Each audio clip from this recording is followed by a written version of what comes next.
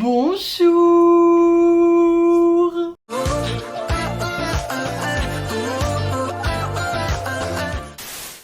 Aujourd'hui, je suis ravie de vous retrouver pour mon journal de visionnage de juillet 2023, ce que je suis en train de regarder comme drama en ce moment. Tout d'abord, j'ai See You in My 19e live, parce que je sais pas le prononcer en anglais et on va rester en français, histoire que vos oreilles ne subissent pas plus qu'elles ne subissent déjà avec mon accent anglais. Et c'est un gros coup de cœur pour le moment, j'ai regardé les 4 premiers épisodes, j'en suis au 5e épisode. C'est un drama que j'attendais avec énormément d'impatience à cause du casting évidemment, mais aussi par rapport à l'histoire, une sorte de réincarnation, enfin vraiment c'est le genre de plot qui de base me plaise quand même pas mal. Et là on est sur une personne qui se réincarne de vie en vie, mais qui se souvient de ses précédentes vies en fait. Et dans cette 18e vie, elle va rencontrer un petit garçon auquel elle va profondément se lier, et malheureusement elle va mourir dans un accident de voiture extrêmement violent sous ses yeux au petit, qui va en rester traumatisé. Mais bref, dans sa 19e vie, elle décide de le retrouver et de prendre soin de lui en fait. Et c'est juste trop beau parce que les interactions des deux personnages principaux sont magnifiques. On a une héroïne qui a vécu plein de choses, qui est née en 940, donc il y a vraiment très longtemps, qui a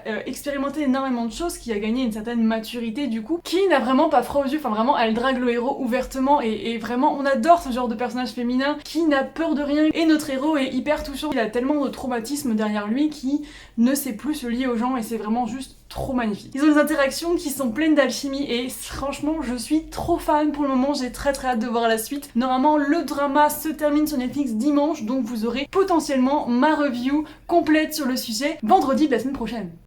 Et puis j'ai commencé Dali and the Cookie Prince un peu sur un coup de tête. Après avoir vu Celebrity, en fait j'avais envie de revoir quelque chose avec l'actrice principale que j'aime beaucoup, que j'avais adoré dans The Devil Judge par exemple, et j'ai vraiment adoré. Franchement c'est une rom-com qui casse pas trois pattes à un canard quand il pense comme ça, parce que c'est assez simple, c'est une jeune femme, son papa meurt, elle hérite du musée qu'il dirigeait avant sa mort, et c'est un musée qui est plein de dettes, et elle va tout faire pour essayer de le sauver, sachant que le héros avait prêté de l'argent au musée, du coup il devient son créancier, blablabla. Donc vraiment, il y a au premier abord vraiment rien de très intéressant, et pourtant j'aime vraiment beaucoup.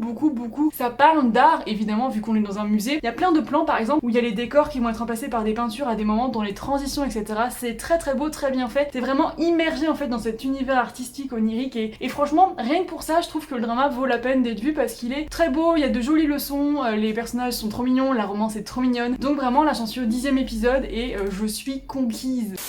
Ensuite, j'ai commencé 10 Years Ticket, un drama thaïlandais avec un casting de malade les gars, franchement. J'avoue m'être lancée à la base dans le drama uniquement à cause du casting. C'est l'histoire de tout un voisinage qui grandit ensemble, et malheureusement, il y a la sœur de notre héroïne qui va assassiner le grand frère de notre héros, et du coup, vous vous en doutez, les familles vont exploser, ils vont plus pouvoir se parler, plus pouvoir se voir. Notre héroïne est dans une situation plutôt délicate, et obligée de quitter plein d'écoles successivement à cause du harcèlement scolaire, parce que les autres la traitent de monstre et disent que faire comme ça, c'est-à-dire elle va tuer des gens. Et quelques années plus tard, alors qu'ils se revoient quand ils sont dans le même lycée, t'as notre héros qui ne veut pas accepter de la reprendre dans sa vie et qui lui en fait baver. Donc pour le moment, j'en suis seulement à l'épisode 6 sur 16. Je suis pas ultra à fond, mais les personnages principaux ont une sacrée alchimie. Il y a déjà eu un ou deux moments où tu voyais qu'entre eux, il y avait vraiment quelque chose de très chouette et de très fort, et puis forcément, on a des acteurs super bons. Donc c'est un drama sur lequel j'ai hâte de me faire mon avis final, sachant que j'ai vu pas mal de commentaires plutôt négatif ou mitigé sur la toile, donc à voir, peut-être que moi je vais quand même aimer.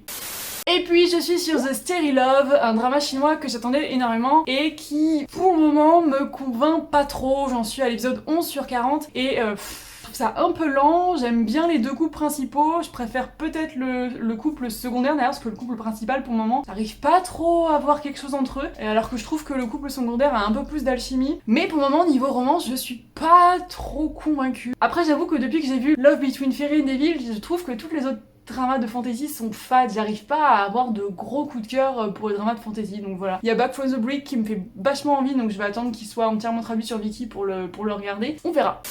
Et enfin, j'ai commencé King's Land, j'ai regardé juste le premier épisode du coup sur Netflix et je suis méga déçue pour le moment les gars, oh là là. Franchement c'est un drama que j'attendais avec impatience à cause du casting, parce que franchement on a deux acteurs que j'aime énormément et pour le moment ça reste vraiment trop dans ce qu'on faisait en 2010 en fait, les vieux dramas, plein de clichés, genre t'as une jeune femme qui se met à travailler dans un hôtel et évidemment t'as le directeur de l'hôtel qui est froid, arrogant, machin, qui aime pas les sourires, blablabla, et elle c'est la jeune fille souriante qui fait de son mieux pour tout, voilà. Et j'accroche pas à l'humour, pourtant les Coréens sont vraiment drôles d'habitude, mais là j'ai un peu l'impression que c'est de l'humour pipi caca, pas drôle du tout. Genre littéralement, à la fin de l'épisode 1, le héros la surprend sur les chiottes, enfin vraiment, j'ai un peu déçue, surtout que c'est des acteurs qui ont énormément de talent et qui à mon sens pourraient avoir des rôles bien plus intéressants dans des dramas bien plus intéressants, donc on verra. Après il en faut pour tous les goûts, et je conçois totalement qu'il y a des personnes qui aient besoin de ce genre de série. Moi-même j'ai des périodes où je ne regarde que des rom-coms cuculaprine. Alors après ça se trouve c'est parce que en ce moment je suis dans une période où j'ai pas du tout envie de regarder ça, en tout cas pour le moment, pour moi,